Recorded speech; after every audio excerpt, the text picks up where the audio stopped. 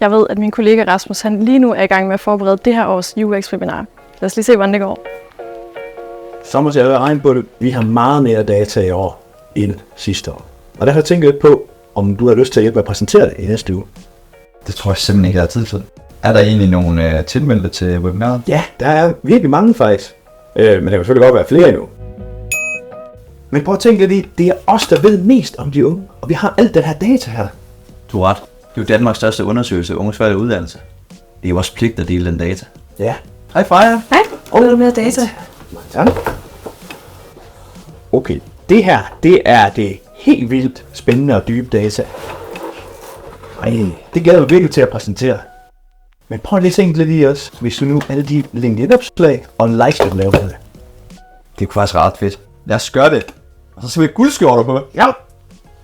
Ja, guldskørt eller ej, så er jeg sikker på, at det nok skal godt.